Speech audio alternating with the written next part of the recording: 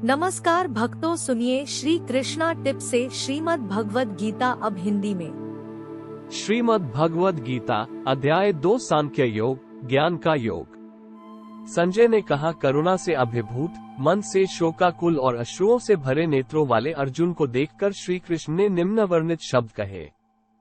श्री भगवान ने कहा, मेरे प्रिय अर्जुन, इस संकट की घड़ी में तुम्हारे भीतर यह विमोह कैसे उत्पन्न हुआ? ये सम्माननीय लोगों के अनुकूल नहीं है। इससे उच्च लोकों की प्राप्ति नहीं होती, अपितु अपयश प्राप्त होता है। हे पार्थ, अपने भीतर इस प्रकार की नपुंसकता का भाव लाना तुम्हें शोभा नहीं देता। हे शत्रु विजेता, हृदय की तुच्छ दुर्बलता का त्याग करो और युद्ध के लिए तैयार हो जाओ। अर्जुन ने कहा, हे मधुसूदन, हे शत्रुओं के दमन करता, मैं युद्धभूमि में कैसे भीष्म और द्रोणाचार्य जैसे महापुरुषों पर बाण चला सकता हूँ जो मेरे लिए परम पूजनीय है। ऐसे आदरणीय महापुरुष जो मेरे गुरुजन हैं, को मारकर सुखपूर्वक जीवन व्यतीत करने की अपेक्षा तो भीख मांगकर इस संसार में जीवन निर्वाह करना अधिक श्रेयस्कर है। यदि हम उन्हें मारते हैं तो उसके परिणाम स्वरूप हम जिस संपत्ति और सुखों का भोग करेंगे वे रक्तरंजित होंगे। हम ये भी नहीं जानते कि इस युद्ध का परिणाम हमारे लिए किस प्रकार से श्रेयस्कर होगा, उन पर विजय पाकर या उनसे पराजित होकर। यद्यपि उन्होंने धृतराष्ट्र का पक्ष लिया है और अब वे युद्ध भूमि में हमारे सम्मुख खड़े हैं, तथापि उनको मारकर हमारी जीवित रहने की कोई इच्छा नहीं होगी। मैं किंकर्तव्य विमूढ़ हो गया हूँ और गहन चिंता में डूबकर कायरता दिखा रहा हूँ। मैं आपका शिष्य हूँ और आपके शरणागत हूँ। कृपया मुझे निश्चय ही यह उपदेश दे कि मेरा हित किस में है। मुझे ऐसा कोई उपाय नहीं सूझता जो मेरी इंद्रियों को सुखाने वाले इस शोक को दूर कर सके। यदि मैं धन संपदा से भरपूर इस पृथ्वी पर निष्कंटक राज्य प्राप्त कर लेता हूँ या देवताओं जैसा प्रभुत्व प्राप्त कर लेता हूँ, तब भी मैं इस शोक को दूर करने में समर्थ नहीं हो पाऊंगा। संजय ने कहा, ऐसा कहने के पश्चात गुडाकेश, शत्रुओं का दमन करने वाला अर्जुन ऋषिकेश कृष्ण से बोला, हे गोविंद, मैं युद्ध नहीं करूंगा, और शांत हो गया। हे भरतवंशी धृतराष्ट्र। तत्पश्चात दोनों पक्षों की सेनाओं के मध्य शोककुल अर्जुन से कृष्ण ने प्रसन्न होते हुए ये वचन कहे। श्री भगवान ने कहा, तुम विद्वतापूर्ण वचन कहकर भी उनके लिए शोक कर रहे हो जो शोक के पात्र नहीं है। बुद्धिमान पुरुष न तो जीवित प्राणी के लिए शोक करते हैं और न ही मृत के लिए। ऐसा कोई समय नहीं था कि जब मैं नहीं था या तुम नहीं थे और ये सभी राजा न रहे हो, और ऐसा भी नहीं है कि भविष्य में हम सब नहीं रहेंगे। जैसे देहधारी आत्मा इस शरीर में बाल्यावस्था से तरुणावस्था और वृद्धावस्था की ओर निरंतर अग्रसर होती है, वैसे ही मृत्यु के समय आत्मा दूसरे शरीर में चली जाती है। बुद्धिमान मनुष्य ऐसे परिवर्तन से मोहित नहीं होते। हे कुंती पुत्र, इंद्रिय और उसके विषयों के संपर्क से उत्पन्न सुख तथा दुख का अनुभव क्षण भंगुर है। ये स्थायी न होकर सर्दी तथा गर्मी की ऋतुओं के आने जाने के समान है। हे भरतवंशी, मनुष्य को चाहिए कि वो विचलित हुए बिना उनको सहन करना सीखे। हे पुरुषों में श्रेष्ठ अर्जुन, जो मनुष्य सुख तथा दुख में विचलित नहीं होता और इन दोनों परिस्थितियों में स्थिर रहता है, वह वास्तव में मुक्ति का पात्र है। अनित्य शरीर का चिरस्थायित्व नहीं है और शाश्वत आत्मा का कभी अंत नहीं होता है। तत्वदर्शियों द्वारा भी इन दोनों की प्रकृति के अध्ययन करने के पश्चात निकाले गए निष्कर्ष के आधार पर इस यथार्थ की पुष्टि की गई है। जो पूरे शरीर में व्याप्त है, उसे ही तुम अविनाशी समझो। उस अनश्वर आत्मा को नष्ट करने में कोई भी समर्थ नहीं है। केवल भौतिक शरीर ही नश्वर है और शरीर में व्याप्त आत्मा अविनाशी, अपरिमेय तथा शाश्वत है। अतः हे भरतवंशी, युद्ध करो। वो जो ये सोचता है कि आत्मा को मारा जा सकता है या आत्मा मर सकती है, वे दोनों ही अज्ञानी हैं। वास्तव में आत्मा न तो मरती है और न ही उसे मारा जा सकता है। आत्मा का न तो कभी जन्म होता है, न ही मृत्यु होती है, और न ही आत्मा किसी काल में जन्म लेती है और न ही कभी मृत्यु को प्राप्त होती है। आत्मा अजन्मा, शाश्वत, अविनाशी और चिरनूतन है। शरीर का विनाश होने पर भी इसका विनाश नहीं होता। हे पार्थ, वो जो ये जानता है कि आत्मा अविनाशी, शाश्वत, अजन्मा और अपरिवर्तनीय है, वह किसी को कैसे मार सकता है या किसी की मृत्यु का कारण हो सकता है? जिस प्रकार से मनुष्य अपने फटे पुराने वस्त्रों को त्याग कर नए वस्त्र धारण करता है, उसी प्रकार मृत्यु होने पर आत्मा पुराने तथा व्यर्थ शरीर को त्याग कर नया शरीर धारण करती है। किसी भी शस्त्र द्वारा आत्मा के टुकड़े नहीं किए जा सकते, न ही अग्नि आत्मा को जला सकती है, न ही जल द्वारा उसे गीला किया जा सकता है और न ही वायु इसे सुखा सकती है। आत्मा अखंडित और अज्वलनशील है, इसे न तो गीला किया जा सकता है और न ही सुखाया जा सकता है। यह आत्मा शाश्वत, सर्वव्यापी, अपरिवर्तनीय, अचल और अनादि है। इस आत्मा को अदृश्य, अचिंतनीय और अपरिवर्तनशील कहा गया है। ये जानकर हमें शरीर के लिए शोक प्रकट नहीं करना चाहिए। यदि तुम ये सोचते हो कि आत्मा निरंतर जन्म लेती है और मरती है, तब ऐसी स्थिति में भी, हे महाबाहु अर्जुन, तुम्हें इस प्रकार से शोक नहीं करना चाहिए। जो जन्म लेता है उसकी मृत्यु निश्चित है और मृत्यु के पश्चात पुनर्जन्म भी अवश्यंभावी है। अतः तुम्हें अपरिहार्य के लिए शोक नहीं करना चाहिए। हे भरतवंशी, समस्त जीव जन्म से पूर्व अव्यक्त रहते हैं, जन्म होने पर व्यक्त हो जाते हैं और मृत्यु होने पर पुनः अव्यक्त हो जाते हैं। अतः ऐसे में शोक व्यक्त करने की क्या आवश्यकता है। कुछ लोग आत्मा को एक आश्चर्य के रूप में देखते हैं, कुछ लोग इसे आश्चर्य बताते हैं और कुछ इसे आश्चर्य के रूप में सुनते हैं, जबकि अन्य लोग इसके विषय में सुनकर भी कुछ समझ नहीं पाते। हे अर्जुन, शरीर में निवास करने वाली आत्मा अविनाशी है, इसलिए तुम्हें किसी प्राणी के लिए शोक नहीं करना चाहिए। इसके अलावा एक योद्धा के रूप में अपने कर्तव्य पर विचार करते हुए तुम्हें उसका त्याग नहीं करना चाहिए। वास्तव में योद्धा के लिए धर्म की रक्षा हेतु युद्ध करने के अतिरिक्त अन्य कोई विकल्प नहीं होता। हे पार्थ, वे क्षत्रिय भाग्यशाली होते हैं जिन्हें बिना इच्छा किए धर्म की रक्षा हेतु युद्ध के ऐसे अवसर प्राप्त होते हैं जिसके कारण उनके लिए स्वर्ग के द्वार खुल जाते हैं। यदि फिर भी तुम इस धर्म युद्ध का सामना नहीं करना चाहते, तब तुम्हें निश्चित रूप से अपने सामाजिक कर्तव्यों की उपेक्षा करने का पाप लगेगा और तुम अपनी प्रतिष्ठा खो दोगे। लोग तुम्हें काय और भगोड़ा कहेंगे। एक सम्माननीय व्यक्ति के लिए अपयश मृत्यु से बढ़कर है।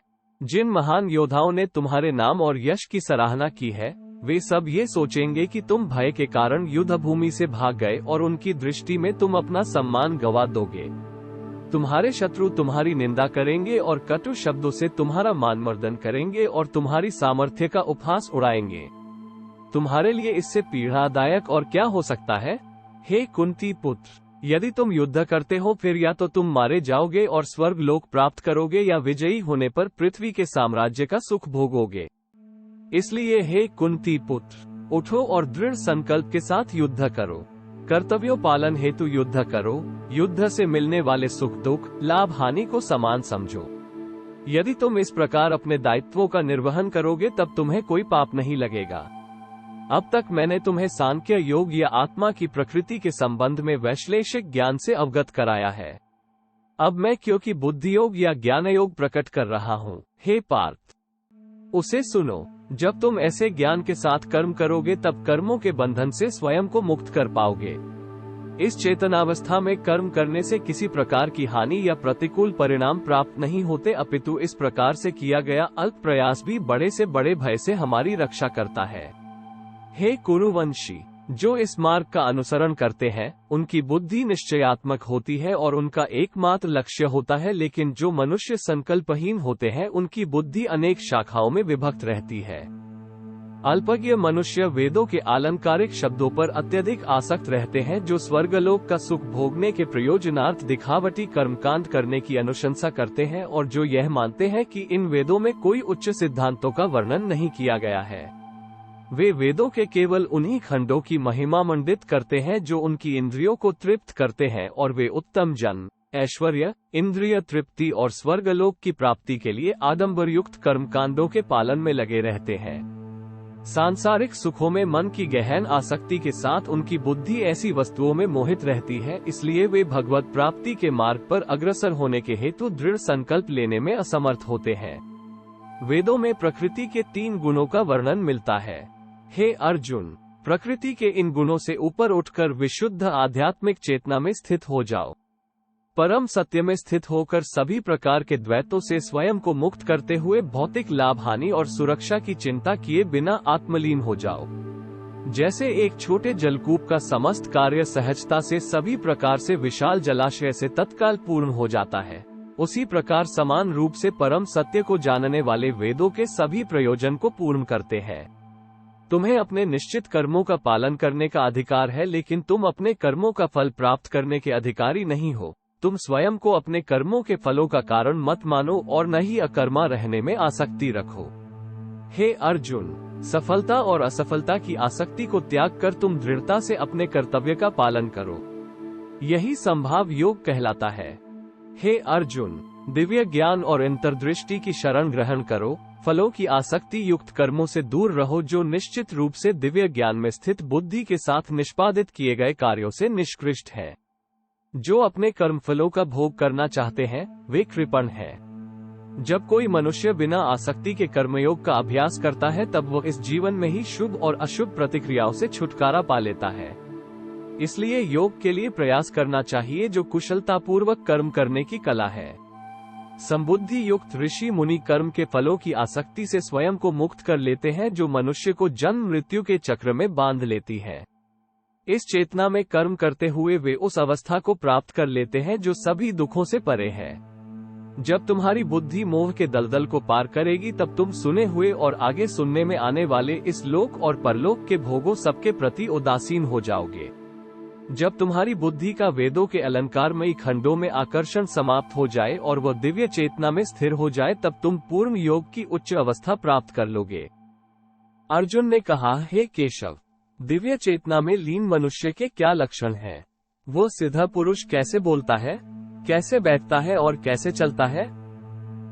श्री भगवान कहते हैं, हे पार्थ, जब कोई मनुष्य स्वार्थयुक्त कामनाओं और मन को दूषित करने वाली इंद्रिय तृप्ति से संबंधित कामनाओं का परित्याग कर देता है और आत्मज्ञान को अनुभव कर संतुष्ट हो जाता है, तब ऐसे मानव को दिव्य चेतना में स्थित कहा जा सकता है। जो मनुष्य किसी प्रकार के दुखों में क्षुब्ध नहीं होता, जो सुख की लालसा नहीं करता और जो आसक्ति, भय और क्रोध से मुक्त रहता है, वो स्थिर बुद्धि वाला मनीषी कहलाता है। जो सभी परिस्थितियों में अनासक्त रहता है और न ही शुभ फल की प्राप्ति से हर्षित होता है और न ही विपत्ति से उदासीन होता है, वही पूर्ण ज्ञानावस्था में स्थित मुनि है। जो मनुष्य अपनी इंद्रियों को उनके विषय भोगों से खींच लेने के लिए उसी प्रकार से योग्य होता है जैसे एक कछुआ अपने अंगों को संकुचित करके उन्हें खोल के भीतर कर लेता है, वो दिव्य ज्ञान में स्थिर हो जाता है। यद्यपि देहधारी जीव इंद्रियों के विषयों से अपने को कितना दूर रखे, लेकिन इंद्रिय विषयों को भोगने की लालसा बनी रहती है। फिर भी जो लोग भगवान को जान लेते हैं उनकी लालसाएं समाप्त हो जाती है। हे कुंती पुत्र, इंद्रियां इतनी प्रबल और अशांत होती है कि वे विवेकशील और आत्मनियंत्रण का अभ्यास करने वाले मनुष्य के मन को भी अपने वश में कर लेती है। वे जो अपनी इंद्रियों को वश में कर लेते हैं और अपने मन को मुझ में स्थिर कर देते हैं, वे दिव्य ज्ञान में स्थित होते हैं। इंद्रियों के विषयों का चिंतन करते हुए मनुष्य उनमें आसक्त हो जाता है और आसक्ति कामना की ओर ले जाती है और कामना से क्रोध उत्पन्न होता है। क्रोध निर्णय लेने की क्षमता को क्षीण करता है, जिसके कारण स्मृति भ्रम हो जाता है। जब स्मृति भ्रमित हो जाती है तब बुद्धि का नाश हो जाता है और बुद्धि के नष्ट होने से मनुष्य का पतन हो जाता है। लेकिन जो मन को वश में रखता है वो इंद्रियों के विषयों का भोग करने पर भी राग और द्वेष से मुक्त रहता है और भगवत कृपा प्राप्त करता है। भगवान की दिव्य कृपा से शांति प्राप्त होती है, जिससे सभी दुखों का अंत हो जाता है और ऐसे शांत मन वाले मनुष्य की बुद्धि दृढ़ता से भगवान में स्थिर हो जाती है। लेकिन असंयमी व्यक्ति का अपने मन और इंद्रियों पर नियंत्रण नहीं होता, न ही उसकी बुद्धि दृढ़ होती है और न ही उसका मन भगवान के चिंतन में स्थिर हो सकता है। जो अपने मन को भगवान में स्थिर नहीं करता, जिसके बिना शांति संभव नहीं और शांति के बिना कोई कैसे सुखी रह सकता है। जिस प्रकार प्रचंड वायु अपने तीव्र वेग से जल पर तैरती हुई नाव को दूर तक बहा कर ले जाती है, उसी प्रकार से अनियंत्रित इंद्रियों में से कोई एक जिसमें मन अधिक लिप्त रहता है, बुद्धि का विनाश कर देती है। इसलिए हे महाबाहु, जो मनुष्य इंद्रियों के विषय भोगों से विरक्त रहता है वो दृढ़ता से लोकातीत ज्ञान से युक्त हो जाता है। जिसे सब लोग दिन समझते हैं वो आत्मसंयमी के लिए अज्ञानता की रात्रि है, तथा जो सब जीवों के लिए रात्रि है वो आत्मविश्लेषी मुनियों के लिए दिन है। जिस प्रकार से समुद्र उसमें निरंतर मिलने वाली नदियों के जल के प्रवाह से विक्षुब्ध नहीं होता, उसी प्रकार से ज्ञानी अपने चारों ओर इंद्रियों के विषयों के आवेग के पश्चात भी शांत रहता है, न कि उस मनुष्य की भांति जो कामनाओं को तुष्ट करने के प्रयास में लगा रहता है। जिस मनुष्य ने अपनी सभी भौतिक इच्छाओं का परित्याग कर दिया हो और इंद्रिय तृप्ति की लालसा, स्वामित्व के भाव और अहंकार से रहित हो गया हो, वह पूर्ण शांति प्राप्त कर सकता है।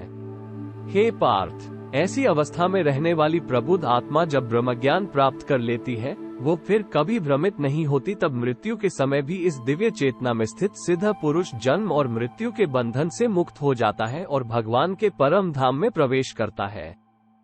हरि ओम तत्सत। इस प्रकार श्रीमद् भगवद गीता का दूसरा अध्याय समाप्त हुआ।